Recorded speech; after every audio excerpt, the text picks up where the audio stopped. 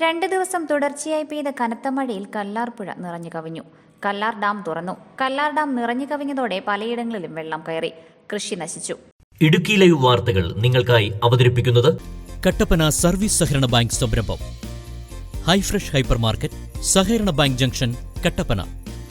വെള്ളിയാഴ്ച വൈകിട്ട് 4:20 കല്ലാർ ഡാമിന്റെ 2 ഷട്ടറുകൾ 10 സെന്റിമീറ്റർ വീതം ഉയർത്തി. മുന്നറിയിപ്പും ജാഗ്രതാ നിർദ്ദേശവും നൽകിയാണ് ഡാം തുറന്നത്.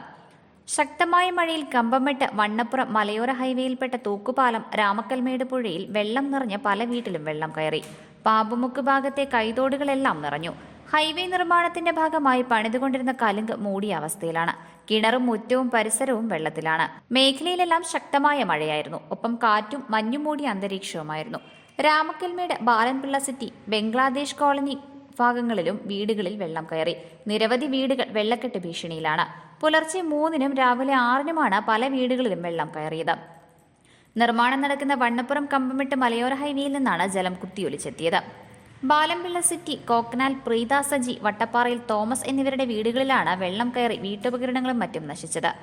എൻ്റെ വീട്ടിൽ ഇത്രയും കാലമായിട്ട് 24 വർഷമായിട്ട് ഞാനിവിടെ താമസിക്കുകയാണ്. ഇന്ന് വരെ എൻ്റെ വീട്ടിൽ വെള്ളം കയറിയിട്ടില്ല. ഈ റോഡ് പണി ഇങ്ങനെ ചെയ്തിരിക്കുന്നതുകൊണ്ട് റോഡിൻ്റെ ഈ അപാകത മൂലവും എനിക്കിവിടെ പെരക്കകത്ത് മുഴുവനും വെള്ളമാണ്. എൻ്റെ ഫ്രിഡ്ജ്, വാഷിംഗ് മെഷീന്, കട്ടിലെല്ലാം വെള്ളത്തിലാണ്. അലമാരി എല്ലാം വെള്ളത്തിൽ മുങ്ങി കിടക്കുകയാണ്.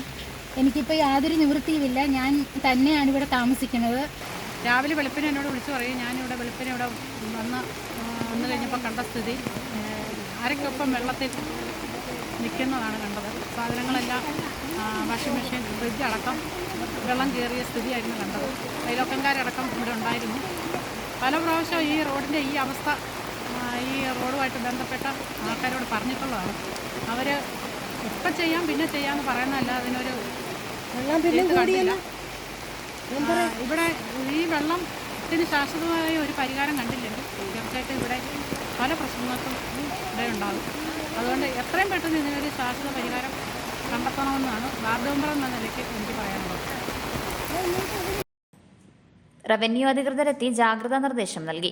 കമ്പംമെട്ടിൽ കുട്ടികളുമായി പോയ സ്കൂൾ ബസിന് മുന്നിലേക്ക് വൻമരവും വൈദ്യുതി പോസ്റ്റും കടപുഴകി വീണു. തൂക്കുപാലം പാമ്പുമുക്കിലും 50 ഏക്കർ പാതയിലും വെള്ളം കയറി. തൂക്കുപാലത്ത് ലാലുവിന്റെ വീട്ടിൽ വെള്ളം കയറി മുറ്റത്തെ കിണർ മൂടാറായ അവസ്ഥയിലാണ്.